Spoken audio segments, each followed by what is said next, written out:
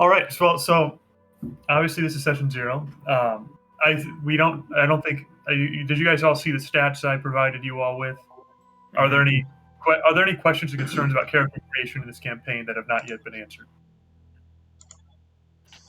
No, other than why I can't get something to work on D&D Beyond. Why by not getting work? I'm just confused how I have a +2 in one of my stats when I shouldn't have. Otherwise, I'm good. Do you have like a fixed thing going on? Like, did you? Yeah, I'm trying to figure out what happened.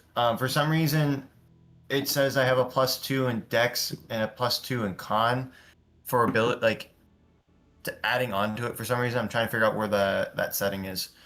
But otherwise, Are you character? Check your ASIs and also your background. I didn't have a name. So I'm glad someone saw the joke. Yeah. So I had to switch mine around because, like, with backgrounds, it only limits you to certain ones. So I have I put -2 on other modifier to put +2 on something else. Yeah. So with background stuff, you can, as long as you have like the same number of stats and the same the 1 feat, you can swap that around as necessary. You don't need to be locked into whatever the background is. Yeah. So are you okay? Like, if it's supposed to be +2, +1, but it has to be a choice of Dex, Con, or Strength. I choose whatever stats you want. Great. That solves all my problems. The numbers stay the same, but other than that, just keep it. In the other modifier, you can just go -2, and that will offset the. I'm gonna manually adjust this real quick. Because and do that. No, shoot. Make that.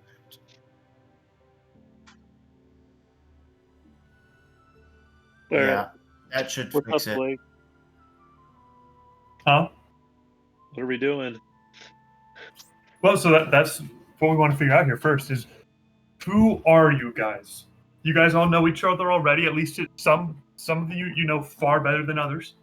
But that's the number one order of business, is to answer the question, what is this group? Why are you together? Where do you come from? Like, maybe, like, if you're out of character speaking, you might have completed like a small 4 or 5 session little mini campaign already, been together for several months or several years. That's up to you. What are we thinking on that? Where'd that one go?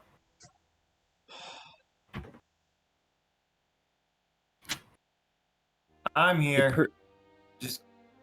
I'm listening still. I have not left. A personal desire of mine would be that we probably knew each other from, like, what's the timeline? Like 4 years ago. And the band is getting back together. That's the vibe that I have. All right. And what they would like. I'm just gonna throw that out there. Do we know where we each other 4 years ago? What? How did we know each other 4 years ago?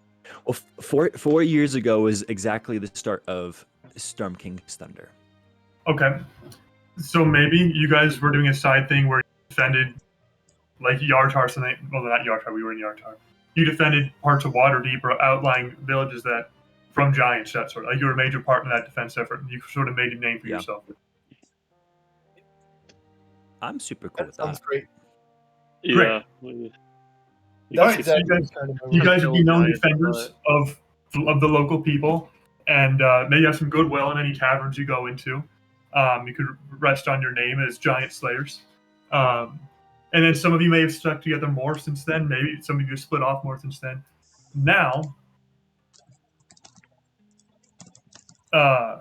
what each of you would know now. Well, first, we'll wait for. I think Jane would be here. Whatever. We will start with what you guys all know. So, as of the campaign start, what you all know is about 2 months ago, the city of Helm's Hold. Sorry. Whoa. Oh, there he is. What incredible timing. There he is. Adam, Can you guys hear me? are you Yeah, we can recording hear you. this? Okay, sweet, What? sweet, sweet. Beautiful. Are you recording this, Adam? Great. Just in case Tristan wants to listen to it.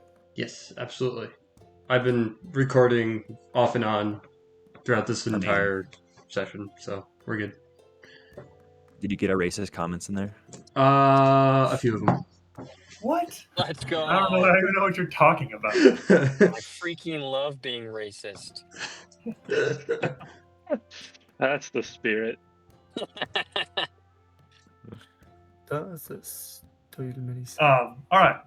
So, Jaden, what we decided on is our sort of the party origin. You guys all have had experience together in the past.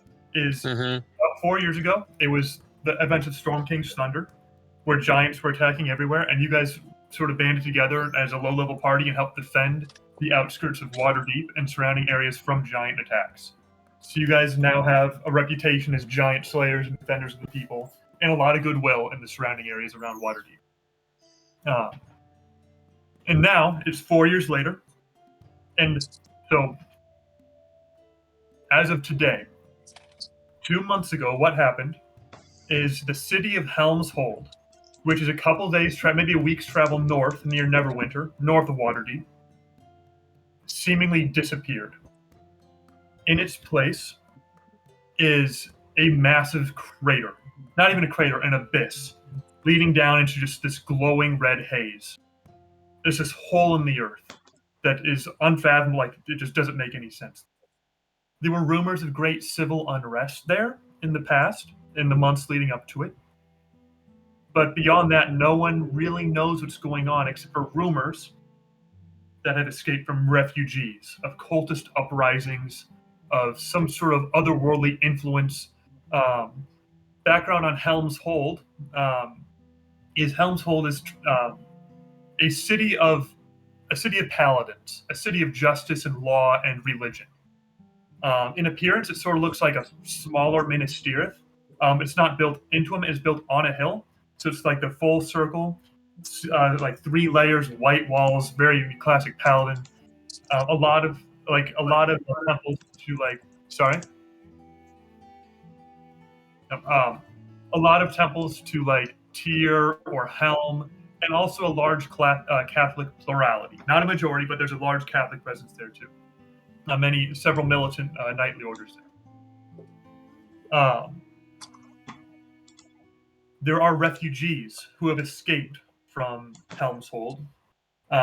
Traveling priests, warriors, common folk, many who have streamed to the largest city in the Sword Coast, which is Waterdeep, which was caused something of a humanitarian crisis, the influx of thousands of refugees, and also some religious rabble-rousers. Whatever happened there, preachers are preaching on the street about the end of times, of coming judgment, of legions of devils and demons coming to devour our souls.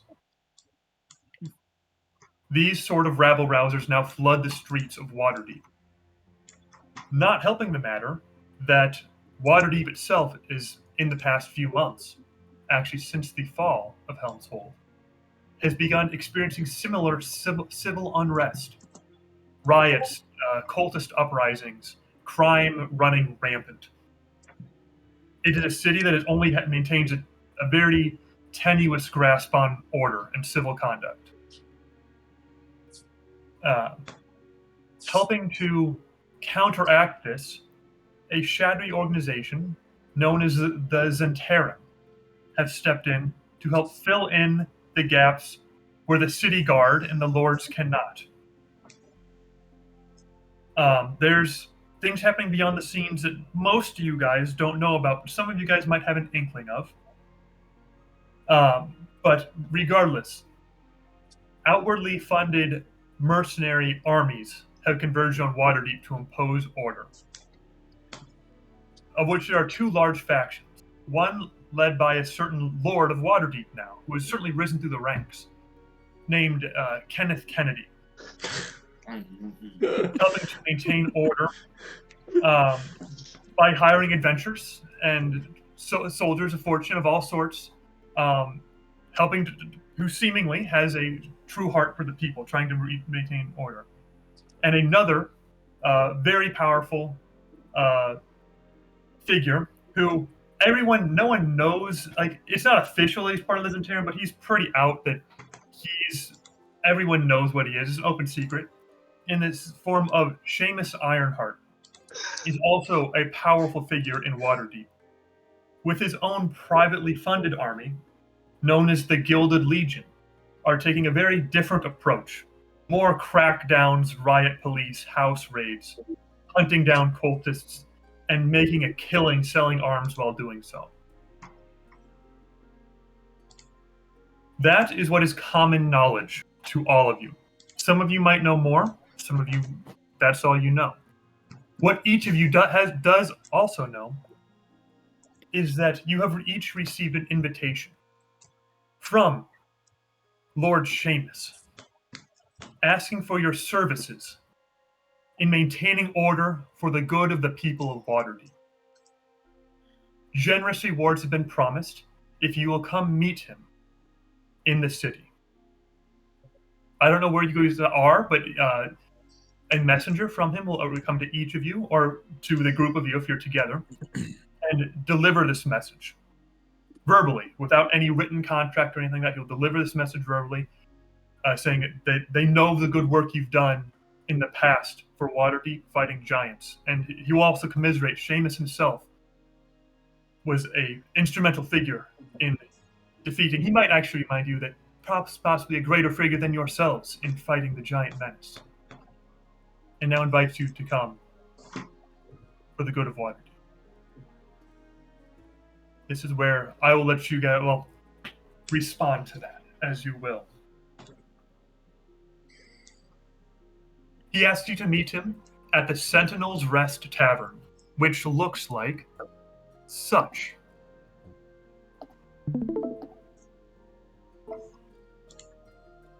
It is the yellow house to the left of that statue. Whoa. Oh my gosh. It's awesome. What was the bar? What was the place called? The tavern is known as the Sentinel's Rest. It is a well-known, they're definitely an upper class sort of place where maybe not classy, but a lot of money is spent there. It used to have some of you might know, it used to have a much more refined reputation, but in the last year or two, as it came under the patronage of certain figures, it's become more of a rough and wild sort of place.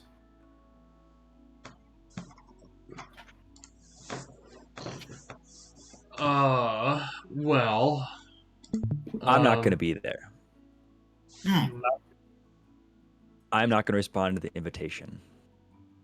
Are you in Waterdeep or where? I'm very much in Waterdeep. I'm Okay. very much in Waterdeep. My character Clayton will be out and about, probably walking in between small town to small town,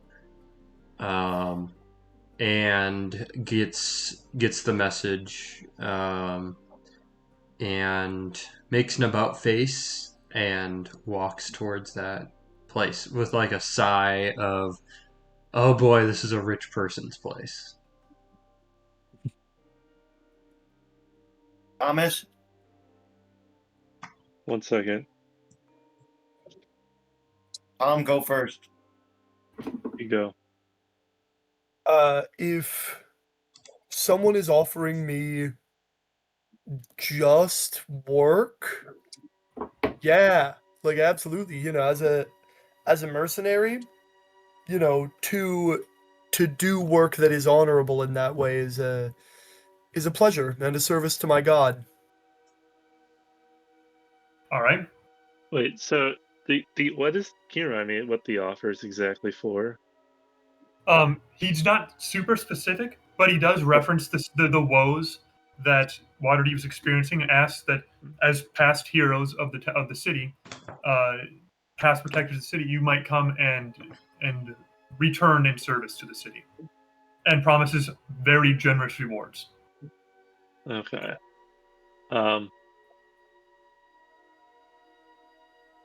I think you'll see Louis be he'll kind of wait outside the area, mainly to see. He's assuming his brother got the invitation, and he's waiting to see if he comes or not. What's yeah, go ahead. Go ahead, Adam. Oh, I was just curious, like, for those that I was curious if like, okay, if we'd been 4 years ago, we were together 4 years ago, and then we split apart.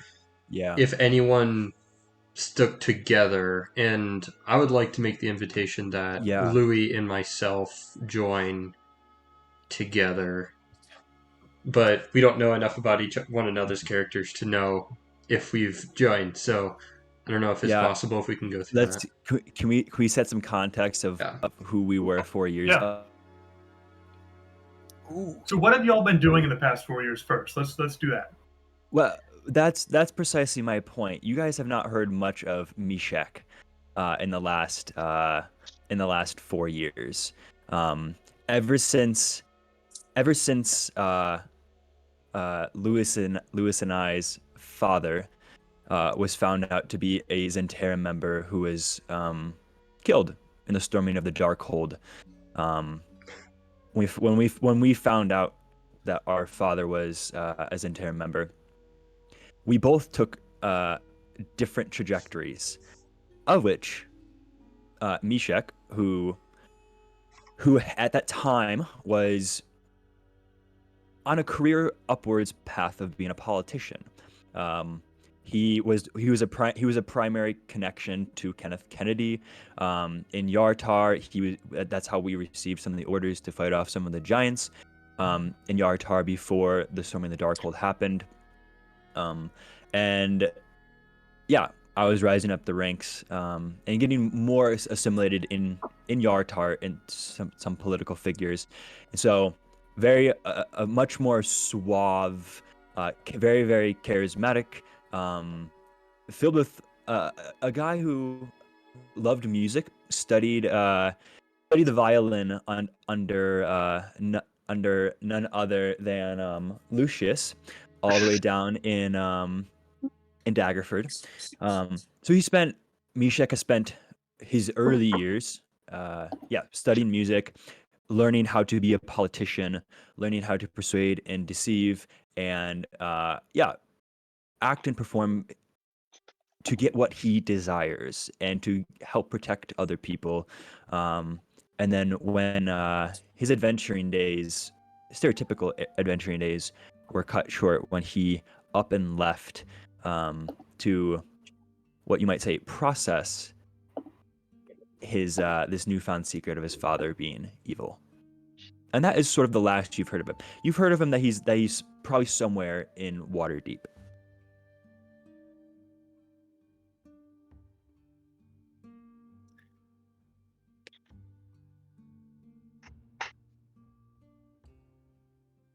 I can go next if everyone else.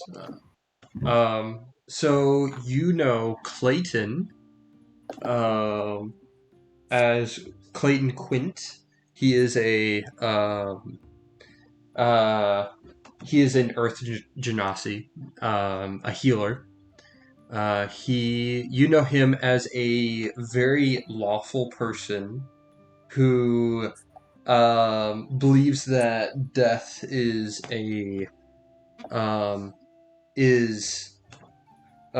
unhealthy. He so, and you know what? It is. It is. He believes that a much healthier option for others, for individuals that will never deserve to die. There's always some place that they could go. They could go up. So he's a jailer. You know him as someone who, and you've seen this before. He has two items that title him as a jailer. One of which is a set of jailer's keys, that he will unlock a space, any space wherever he wants, and it will open essentially open a dimension, a jailer dimension, a room full of locked cages, for inmates.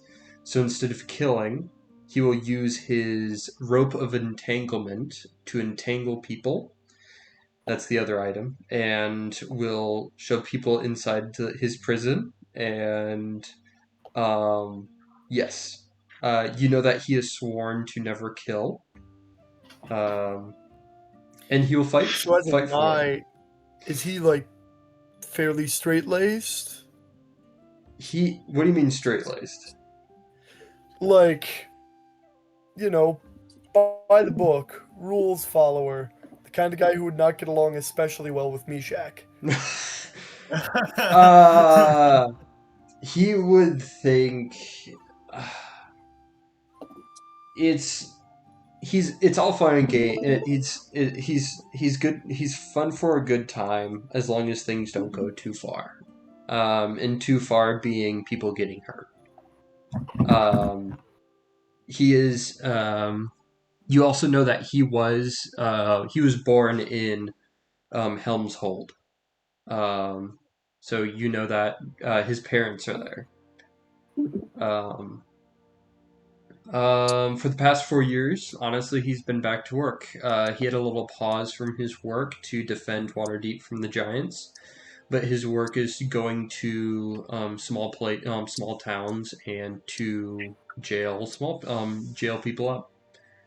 As the tail end of these 4 years, what he would typically do is he would go to Helm's Hold to drop off his inmates. Unfortunately, he's getting full, or getting fuller. So yeah, and that's where he's at. When he hears the call, he will simply just act like another calling, and knows that there's some bad people involved. So he plans to jail the people who are being in jailing the bad people, essentially. May I ask, we've worked with this guy fighting giants before. Was he inclined to spare the lives of monsters as well as men? This question. Good question. Or is this a new development in his character arc? I think it's a new development, and I think at the time when we were defending the city, is he rushly said, "I'm saving the humanoids," and not addressing a giant as a humanoid. Because technically he isn't. No, giants aren't humanoids, technically. No, they're so not. So, Okay. so that's what he says. But that's probably not gonna lie, my character might have been the reason why we split 4 years ago, to be completely honest. But Oh, dude, say more about that. I'm just like, I don't know. I'm very like this guy. This character There's is something very. feeling very Edwin Stormcrow about this, right? Yeah. Like having like experienced the adventuring life and kind of stepped back and gone, this is a lot of blood, you know. Well, he has been a part of this life for he's been a jailer for years and years and years now.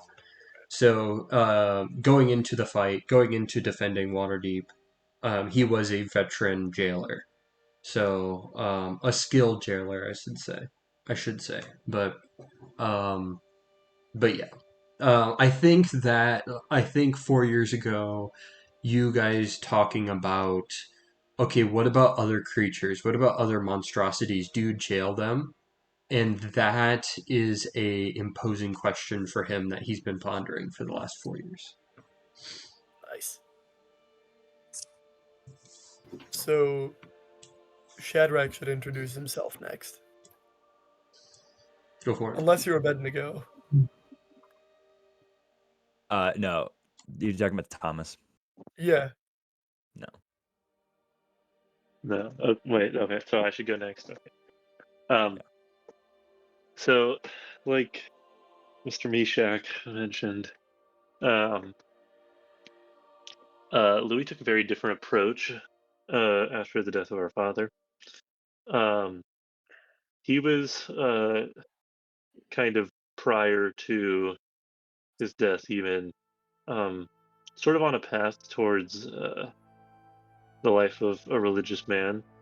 And rather than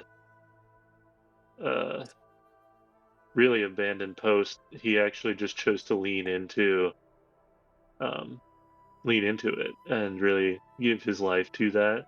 So over the course of the past 4 years, he's been in the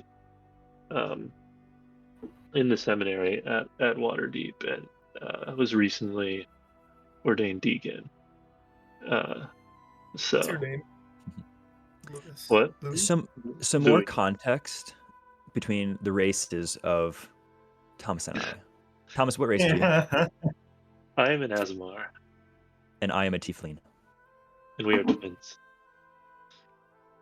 Thomas, why are we twins? Because we were born at the same time. This is twin identity right here. I can't believe twins were born at the same time. That's why we're twins. What would we like to provide context for our birth? If we traveled with people, yeah. Not crazy detail, but well, what was it? People are bound to ask, my right? head a little bit. The secret of your dad is out now, so it's not. Yeah. So the history of there's a story we were told, and then there's a reality that was probably what we were told growing up was that our parents were having fertility issues, and so our mother, being a devout Catholic, asked our Lord and Savior Jesus Christ for sons, and of which we were told growing up they were gifted Lewis and I. And we were always confused as to why a tiefling? Why not 2 Azamars? It was something that I resented him for, as he was the goody two shoes and I was the more raucous one.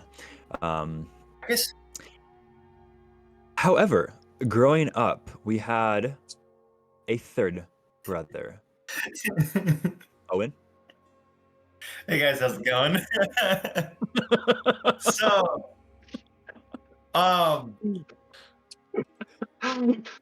I'm debating on whether or not to just show my mini first or not.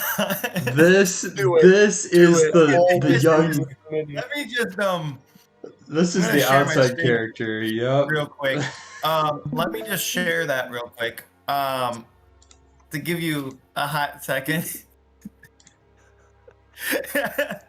You said a third Oh brother. my. What is this family? Like, what race is your parents? So, I'm adopted. Oh. No way. I'm adopted. I never would have guessed that. That's like the hardest. It's like the one Asian kid in a white family. It's like, what?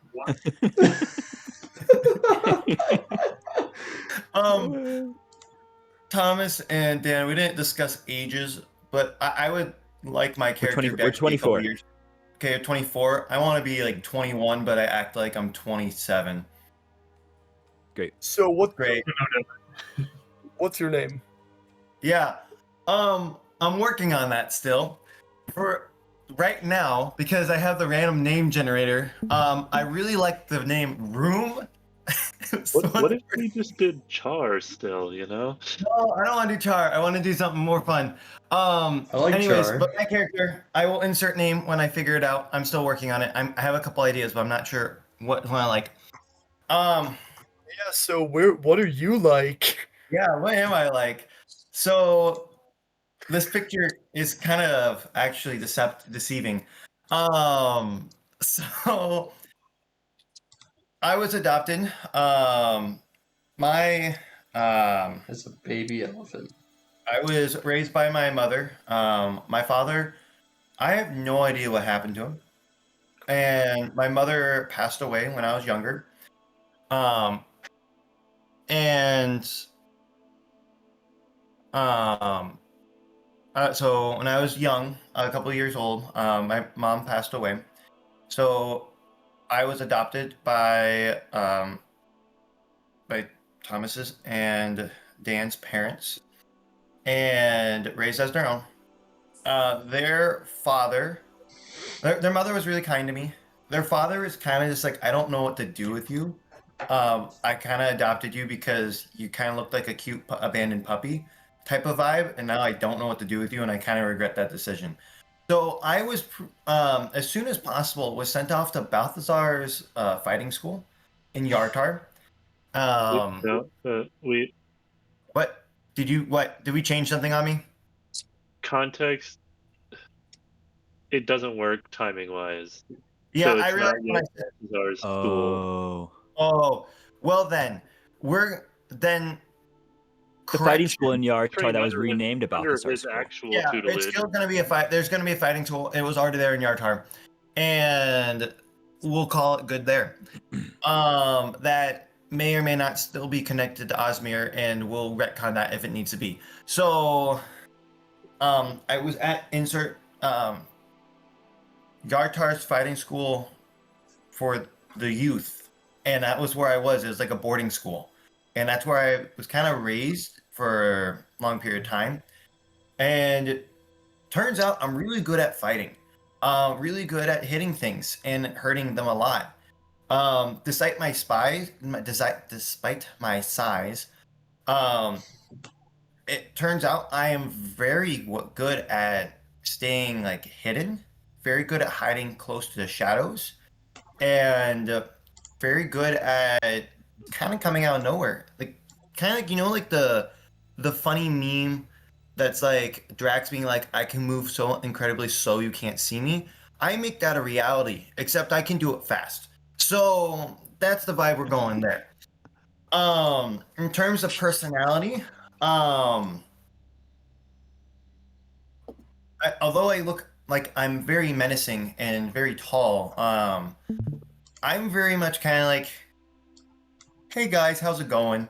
Like kind of vibe. Like kind of I walk in, like my appearance is intimidating, but when you're talking to me, it's like this voice and this personality is the complete opposite of what you look like. It's kind of like if you ever see in a show or a movie where there's like an assassin, but the assassin the whole time is saying sorry, sorry, and like as they're killing people or like being really kind to people, or just like is really kind in general. And then when it comes to fighting, they turn off that part of their brain and then they kill people really effectively.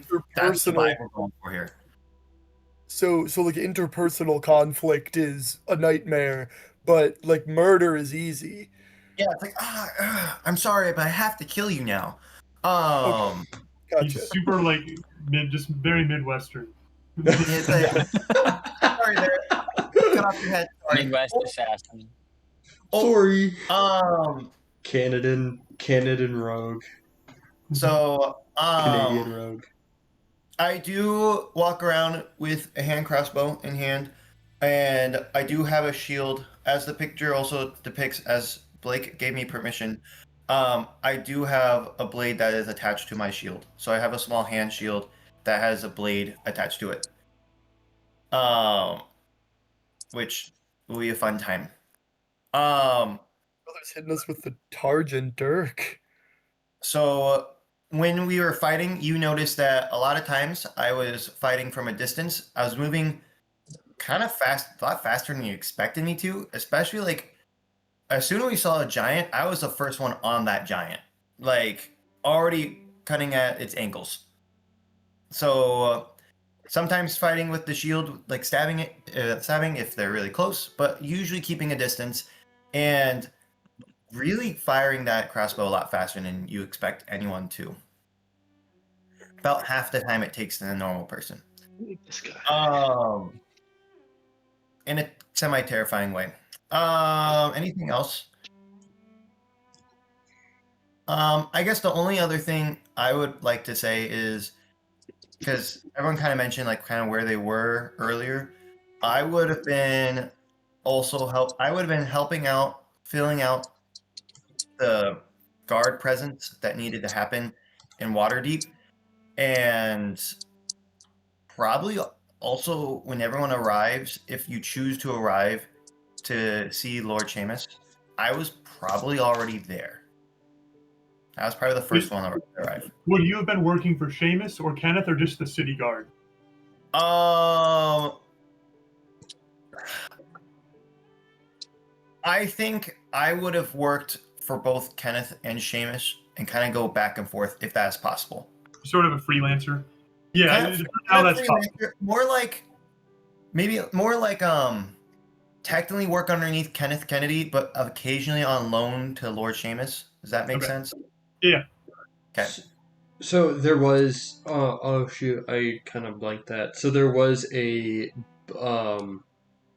after defending Waterdeep, there was a lack of guard and rule in Waterdeep. Then, Blake. Sorry. There was a lack of rule at Waterdeep after defending Waterdeep. Yeah, so there's some rebuilding. Okay. Lord Neverember is technically the most powerful lord in Waterdeep. Okay. But the conventionalist powers of Waterdeep have been struggling to maintain order. Okay. Kenneth is a rather newly appointed Lord of Waterdeep, and Seamus is not actually of any particular rank. He's just uber mega rich and can kind of do what he wants, and is sort of being like a John D. Rockefeller, like generous benefactor figure. Sure. So then in that case, Clayton would be still in Waterdeep, helping the poorer sections of Waterdeep. Yes. So Clayton, you are from Helm's Hold. Yes. So you'd have connections with a lot of these refugee priests and stuff who might be trying to help with the humanitarian aid and all that sort of stuff of keeping these. So you could also be very involved in that as well. Yeah, as well as that connection between probably I was going back and forth between Helm's Hold and the outskirts of Waterdeep, and going back and forth from there. And then with the past 4 months, with the 2 months, I was just within those 2 months, I was in Waterdeep when it happened. Yeah. And I got told that Helm's Hold was disappeared, so that's when things got a little chaotic. So I may have been a little bit more involved with making sure like pressing for a group to find out where the hold went. Excellent. Great.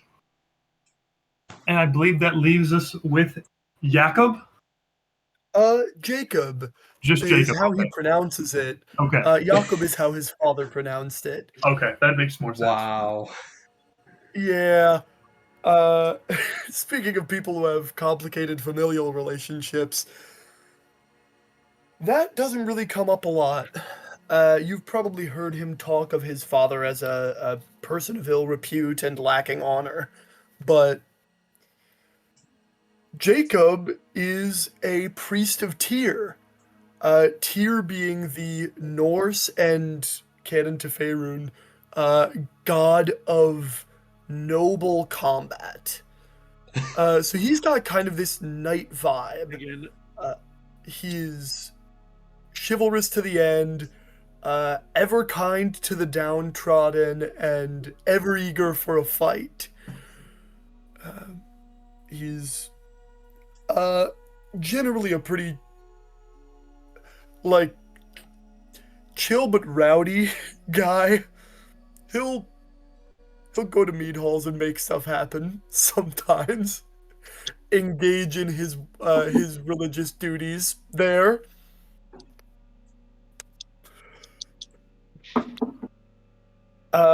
Telling stories over pints of mead and starting brawls over those same pints of mead is the way people get to Valhalla, and he is all about getting souls to Valhalla. His What has he been favorite doing? members of the party thus far are, in order, top of the list, Nippy, which is what I'm calling No Name. Nippy's the top of the list. He finds this guy so funny. Right under that, I think, is Louis. Louis is a fellow man of honor, and I understand his moral convictions. I think tied for last so far, but for very different reasons, are Clay and Meshach. He considers Meshach like someone with no regard for honor, which I understand to be exactly the case. He doesn't dig that. That's not what he's about. Clayton has like a deep and intrinsic moral intuition that leads him in such a different direction from Jacob. Yeah. What have you been doing these past 4 years? What's he been doing these past 4 years? The same thing he's always been doing. Picking Making fights. money by engaging in glorious combat and using that money in mead halls to tell stories and on the streets to help people who need it. Awesome. Jaden, are you in a place you can introduce yourself? Oh yeah, I could do that. Sick. Praise the Lamb. Sweet. So I don't remember my father's name. I should, because I just heard it on Thursday, but I don't remember. But Tristan is my father. Oh, nice. Okay. Nice. We come from a tribe of hobgoblins. Yeah. Yeah. We are a noble tribe, and That'd be great. I would say myself, I am about like that 16 to 18 range. We probably helped out in Waterdeep in the fight. Since then, we are very a tribal people, and so we were helping our family after we were kicked out of our tribe for reasons that don't need to be get into, because it totally wasn't my fault. But our family was staying in Helm's Hold while Father and I were out on business. When we returned, our family, along with all of Helm's Hold, had disappeared. So it would make sense that, as my father, being a guardsman, would have probably gone to Waterdeep and been helping with the guard there, and I would have tagged along with my father, as I do in all things, because I am a good son. But my name is Colson, and I'm pretty scrawny for a hobgoblin, which is why other hobgoblins don't really like me. But yeah, I'd say we probably have been hanging around Waterdeep, patrolling as guardsmen, working for whoever Father wanted to work for, and going about that way. How old are you? I said I think right around that 16 Oh, to yeah. 18 range. Yeah, okay, great. In terms of The like time when human people age. should be listening to So, their like, parents. Like Yeah. present day, you're 16 to 18, or back? when Yeah. you- Present day, right. I'm like 16 to 18, something in that range. Yeah. So you're probably new to the group. Like maybe they didn't I fight. very well could be. Yeah, I very well could Yeah, be. you I would have been very like well. 12 to 14 so you might have been Yeah, like around, probably but like would've more of been. a hangers-on Yeah. following your father than a Yeah. proper hero. Yeah. Probably wasn't really like a main figure in the battle with the giant at Waterdeep. So I'm probably more of a new figure to you all. You guys definitely know my father. You would have known that he fought with both with a little bit of magic, but also very much like within the melee range. Tristan's still picking, I think, what weapon he wants to use, so I don't know what his weapon would have looked like. But otherwise, hobgoblins are medium creatures, so we're not super tiny like goblins. So we're like more normal sized. There's like goblins if they have some beef on them, right? Jaden, what's your character's Yeah, name? yeah. Colzon. Kolzon. Which I'll be able to update once I get home, and No can problem. do that Our for boy Calzone. Discord. Yes, Calzone. Calzone.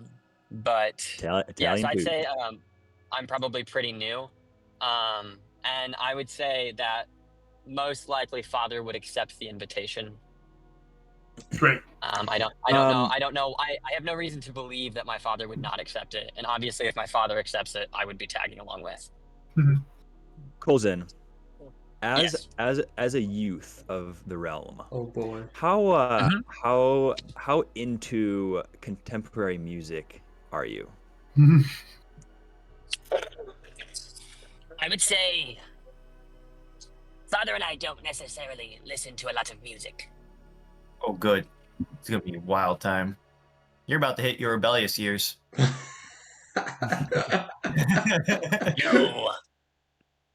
I would never rebel against Father. What do you think? That's what they all say. Okay, no problem. So based off of that, so for after the 4 years, like the defending Waterdeep, do we find that, like, I would say that, like, Clayton and the hobgoblins would interact with each other, but like in different areas. But I don't know if anyone else would be interacting. Who else would be interacting with other party members, I guess, is the question. You guys are certainly traveling around and all that sort of stuff. You could certainly come back and like meet up and see each other and all that sort of stuff. Mm-hmm. When I saw any of you around or on a job, I would greet you warmly, regardless of my like personal stuff with you. It would always be like a hearty clap on the shoulder, and excitedness, ready to roll. Lewis is probably the one that has kept the most tabs on me, or at least has gone out of his way to keep his tabs on me the most. And Lewis knows that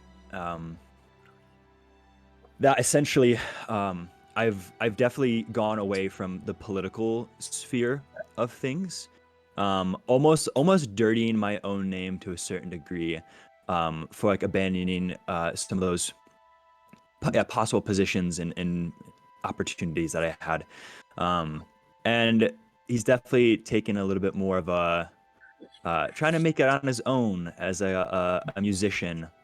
And You are the rebellious one. Mm-hmm.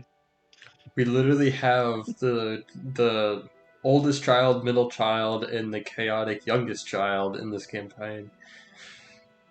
And the single child. I was an only child. Same. Losers. Father and I have not discussed if I'm an only child or not.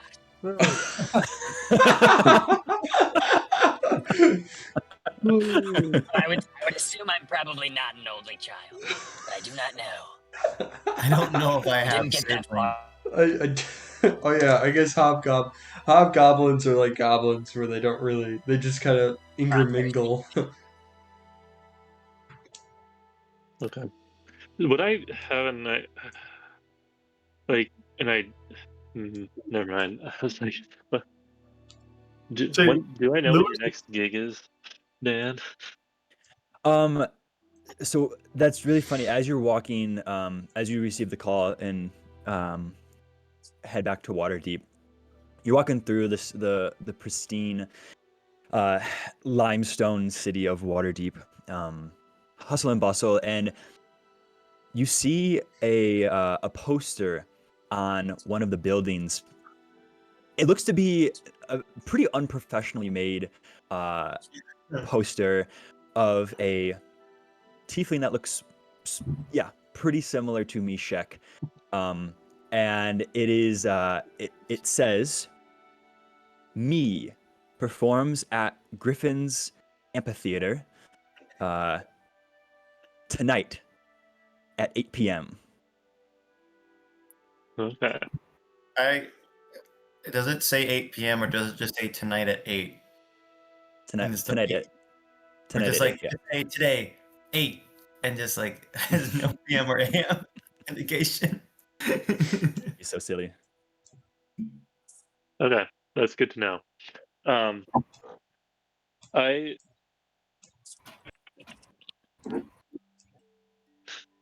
don't know about the answer to that one, but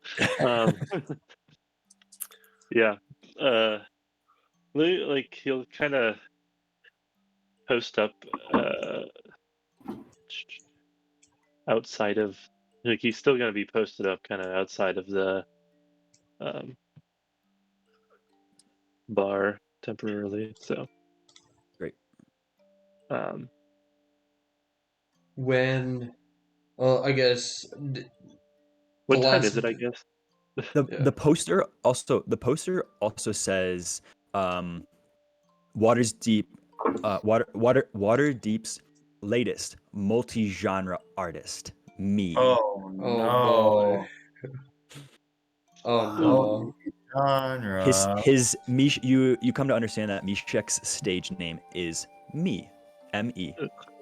Yeah. Because why would it not? Right. Because it's always all about you. This could be fun. He's fabulous. Fabulous. Do we want to talk about, like, how we, before we get into the actual, like, meeting, do we want to talk about, like, how we, like, where we fit in line of combat, like frontline, healer, backline, caster, support, that kind of thing, or do we want to kind of just blow through that? There shouldn't be any combat today, so that's not a pressing concern.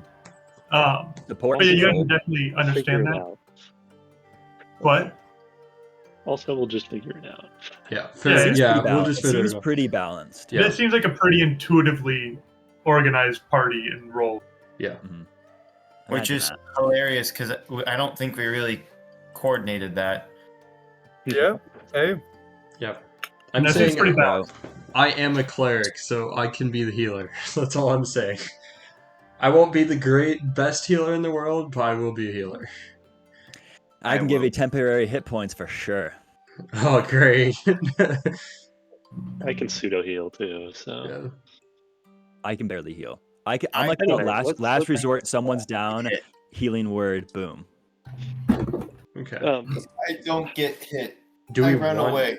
Do I see, as I'm like waiting there to see if what's his face comes, my brother Mishak, who I will never call me.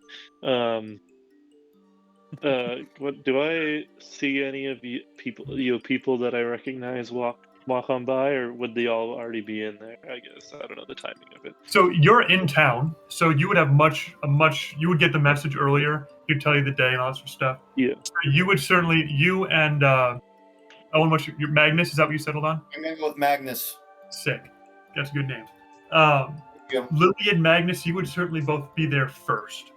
The rest of you would, you're being a bit of a journey. You'd get there later. I guess, and Colson, you would also be. You said you're also in town, so you guys would get there pretty quickly. Yes. When the rest of them might take a few days. So you guys, Seamus will wait for everyone to be there before he sort of meets with you. He will provide accommodations for those of you who do get there earlier. You'll be greeted. Noticeably, when you guys get to the Sentinel's Rest, it still has that aura of wealth and grandeur, but it is also, there's a lot of rough-looking characters who seem like they've recently come into money there. A lot of mercenaries and sort of people playing at power and wealth who have not always been that wealthy. There's your occasional bar fights and stuff. The people in here act like they're in a cheap, like sort of ghetto tavern, but they're in a very opulent place. Seamus is nowhere to be seen, but you guys are not allowed onto the 3rd floor where the residential suite is located. But other than that, you guys are provided with as much fine wine and food as you can desire. There's oftentimes duels in the center, in the center of the 1st floor, in a little pit they've dug out. And it's sort of a wild departure from sort of the disorder and fear outside. There's a disorder, but a good time happening inside here. When Clayton arrives, he will see Louis standing, and he will go up to him and kind of join him. He will enter, he'll just he probably will be there midway through people coming in. If I would have seen Magnus, I probably would have gone in with him too, because to wait there, I just didn't want to be like the first one there, partially, and also I'm mostly waiting to see if Mishak comes, more so than I am actually that interested in what Seamus had to say. I would second that, just because being adopted brothers, we haven't seen each other probably in a while. Again, as I mentioned earlier, I probably would have been the first person there. So if I saw you walking in, Louis, I would have gone and started talking to you. Yeah. So we're probably sitting at a table. Yes. So if Clayton would see us and be like, "Oh, I'm gonna go engage in conversation," then I think you would be engaging in conversation with both of us. Yeah. Other two will get Clayton and Jacob. You'll both get there later in the day after these guys have been there for several hours. But you guys will all see each other and be able to reconnect. So. Okay. When I arrive, I look for the pricing of the beer, and if comparable, I will buy my beer. Absolutely. And it's given to you for free. If they know who you are, you've been invited by free mug. I will still offer a singular gold piece for it. And the barkeeper will take it, bite it, and instead of putting it in the cash register, will slide it into his pocket. And give you a wink. He'll go to the table and pick the seat that is where the back is facing where the combat is happening. There's no actual combat happening right now, but there's that sort of lowered stone circle in the middle. Yep. Where you can see bloodstains. Yep, his back is gonna face that, and he'll evening, gentlemen. I think it's at this time that Jacob walks in, sees the boys across the room, face lights up. You can see him as he was walking in, scanning for a shot that has a seat that has the best view of the ring. Then he sees everyone else, lights up, headed in your direction immediately. It's directly opposite of Clayton then. Well, it's slightly to offset so you can actually see instead of seeing my face behind it. So yeah. Clayton is wearing a set of rough and mangled splint armor, as well as he has a maul on his back. Let's say some of us have told us what described like. For those of us who haven't, what introduce us to your physical appearance? Someone else go first. I need to grab my picture. 4 years ago, you would have seen me wearing probably chainmail and a bearded axe at my hip, short sword on the other, shield on my back, sheaf of javelins. I'm kitted out for combat. Like I've got all kinds. I'm an arsenal, right? What race are you? Stone giant. Stone Goliath. Whoa. Goliath? Yeah. You fade. Or Goliath, all right. He's a whole giant. Yeah. We Hey! actually fought you earlier. That's what, 25 strength? Oh. I hope that's not too OP. So I'm, that was my uncommon magic item, was a belt of storm giant strength, actually. Anyway, you would see me now, still pristine armor. It is clearly well worn. You can see scrapes and cuts into it, but the cuts have been cleaned, polished. It is well worn armor, but well taken care of. On my back is a shield again, a short sword, a smaller sheaf of javelins, and a quiver at my belt. And you can see I actually haven't quite decided the appearance of this weapon at rest. You can see a holster on my dominant hip that has like a churning sort of the same bearded axe, but with like a flowing quality to the metal. Tall, proud features, shoulders back, chins up, but at the same time, it's not cocky. It's just always so jovial. Ready to greet everyone all the time. Mm-hmm. Okay, you see, Louis, and as this certain stage in the seminary, he's in his blacks already as a deacon. He is an Azamar, as mentioned. He just looks very well put together. Like just he exudes like a life of discipline. And he kind of like his skin is kind of marbled with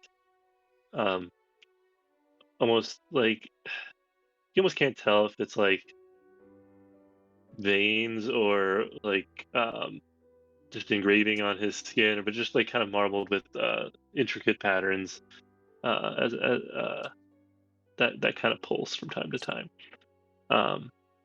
And he carries a leather satchel, as any good holy man should.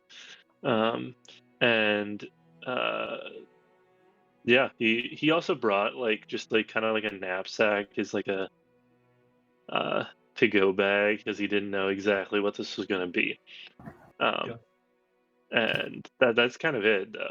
He's got a spare pair of priestly blacks, even though he's not a priest yet. Deaconly blacks. He doesn't appear to have any weapons per se on him. So if he's anything like the seminarians I know, he's got a cassock and surplice in his bag just in case. Oh, for sure, for sure.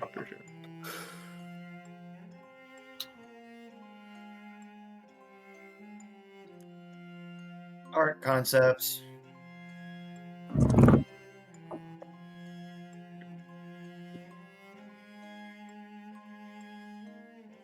Also,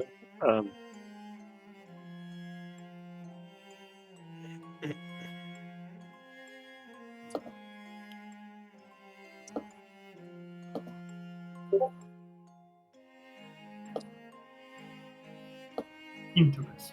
Boom. love that. Nice. Also, I hate to be that guy, but I do need to go soon because it has been a few hours on session. And, yes, for you. The OSU football game is also starting in like 10 minutes, and I told my wife we could watch that. So, okay, well, we'll get wrap this. We'll do this, and then do you like 10 minutes? Or you gotta go. Give me 1 second. Let me talk to her. You can continue on. I'll have an earbud in.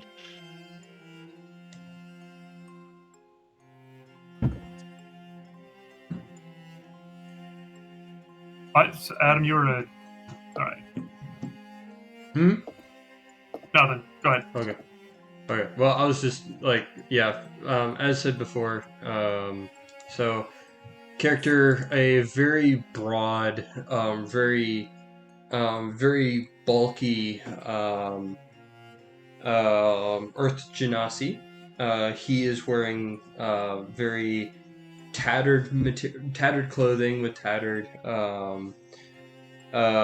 splint armor. He wears himself confidently and very always has a purpose. Very strong with himself. Very strong outputting. Very minimal when it comes to emotions. So, but anyways, yeah, that's pretty simple guy. Around his neck, he has a medallion. It is a medallion of that is represents Saint Martin of Tudors on it. Nice. Mm-hmm. All right. As most of the party is here, a representative will come up with. You can tell he's got full plate armor on, very fancy, like gilded stuff. And he's got around it on a chain a medallion with a steel gauntlet squeezing a heart, which you would recognize as a symbol of the Gilded Legion, which is Seamus's mercenary company. And he will come up. He's a big half orc. Where are the rest of you? Seamus grows impatient. At that moment, Father and I walk in the door, and I go, "Sorry, we're late. That was my bad. We're here. Don't worry. Everything's fine. We are so ready for this." Of course. What are we here for? One missing. You guys being around here, you would have also seen the posters for Meshach's performance tonight. I'm pretty sure the last member has a concert tonight. So unfortunately he won't be joining. Oh, he is just such he just a little bit ornery guy. Sometimes he's not here, but I promise he'll be here eventually. Maybe not now. Just like what you said. He's at a concert. He'll be here soon. For the sake of continued relations, how about you go and get him? I can go and do that right now. Right now. I think that would be good. The boss is not particularly happy with these delays. It might be wise that I accompany you. Gosh dang it! I agree with you, Jacob. Let's go. I grab you by the hand and like arm and like just kind of pull you up as we start walking out. Marvelous. As much as I can. I mean, it's too large. We Come back tonight. We'll be up. You'll forgive me my asking, Magnus. Have you already begun drinking? You see, like I smile a little bit, and then like my trunk goes and like pulls out like a small mug that was like kind of had it like already kind of like putting like a pocket off to the side or something because I had his massive pockets or whatever. Just like maybe a little. Excellent. He pulls out probably something. He's got a flask. Yes. Hey, me. I think you have a couple of last-minute backstage passes that see themselves in one by power of stealth and another by force of arm. Yes. Okay, so you guys start to head towards the Griffin's Amphitheater. Yeah. Going through the streets of Waterdeep is still sort of a dismal affair at this point. A lot of beggars, a lot of refugees, a lot of sort of soldiers marching around trying to keep order. It feels like a city under occupation in a lot of ways. As you get close to this amphitheater, though, Dan, would it be fair to say the crowd is almost like D&D, sort of a punk crowd? You're muted. It's true. Yes. It's not everyone's punk. Like we said, Mishek is a multi-genre performer. And so there are definitely the punk rockers, like classic emo looking with the collars and like the tattoos cut off all black. But you also have some people who are of elegant nature, where they're actually dressed in some sophistication, who enjoy some classical music. And then you also see some people with like a cowboy hat on and some like boots and everything like that. And again, multi genre performers, and then others people in just in normal adventuring gear. Are they generally a younger audience? Is that correct? Yes, definitely a younger audience, and the amphitheater that we're going to is kind of like off the beaten path a little bit. Definitely not in like the main hub of Waterdeep, and probably can really stand 150 like 200 people, probably max capacity according to fire code, obviously. Yep. Very strict fire code in Waterdeep. So as you get closer, the atmosphere does begin to change. People are trying. You can tell a lot of these people are younger people. Feel like their future is sort of at risk. There's a lot going on, and they want nothing to do with it. So instead, they flock to a concert here in the middle of all this going on. They're here at a performance. A lot of some are getting up to no good. There's some drinking. A lot of young people being young people.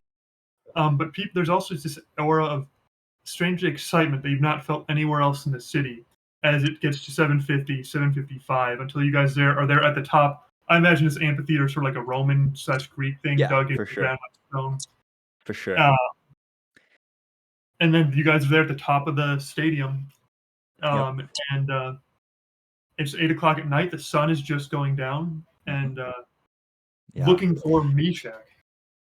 And just as you are looking for Mishak, it is just at the tail end of dusk, so it's dark out. The stars are lit up in the sky, and as the bell tower strikes the 8th ring, indicating the 8 o'clock hour, the crowd begins to stomp its feet, and in a classic Mishak form. For his opening act. Dan, you cut out. Wait. Can you hear me? Yep. I heard him. There it is. There it is. I hear it very faintly. That's great.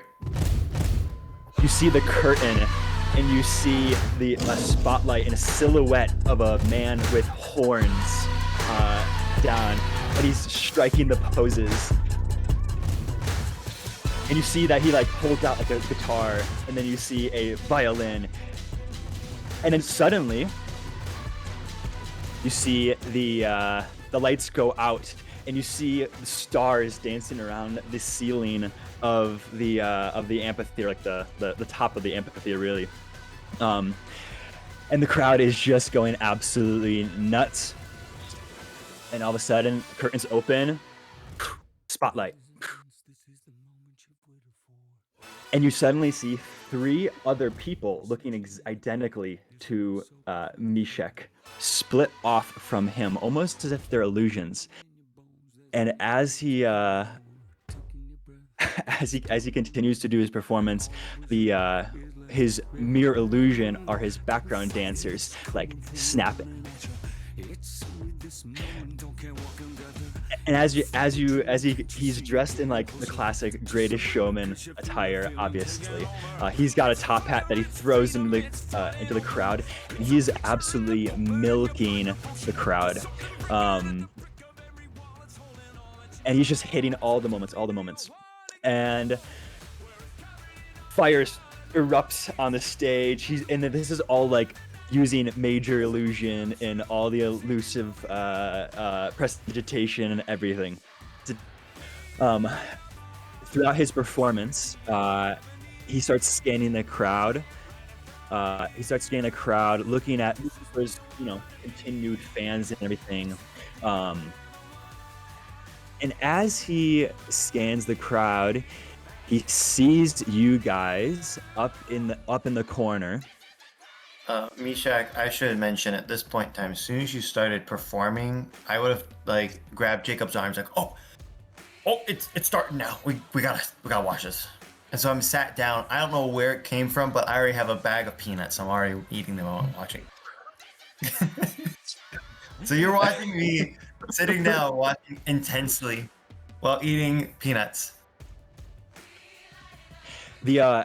As he continues to perform, he like goes up and down the crowd as his three other major images go in and out of the crowd, and he locks eyes on you guys at the very top. And all of a sudden, the real Mishek, you see him vanish in a mist, and he appears right in front of you. And he's just scanning you guys, looking almost minorly disgusted. And then he vanishes again and is on stage again. And finishes his performance and everything like that. How long is his performance? He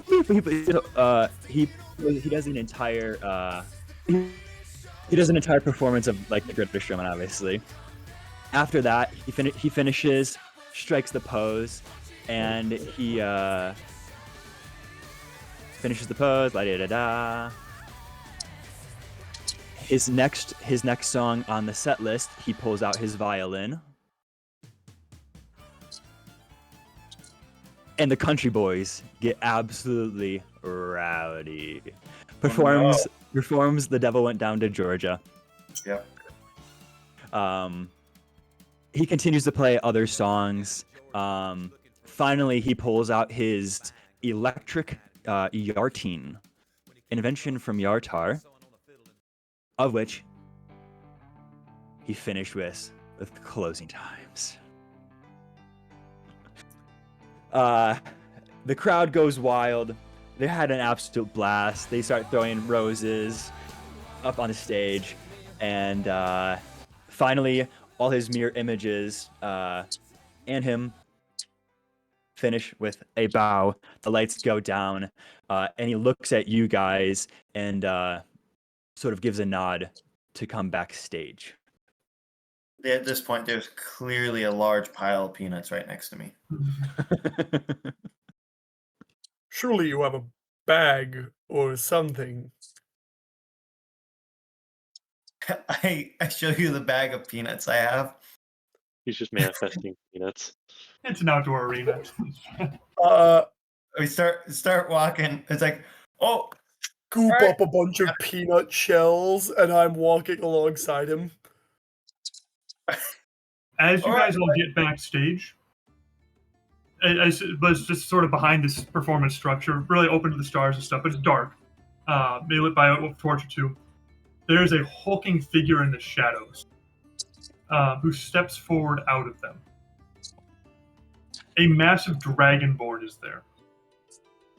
Oh, dang it. I thought it was going to be Snoop Dogg. You can see me just grin. Dog, sorry. You see a massive dragonborn step out of the shadows. Well armed, shield on his back, wicked blade at his side.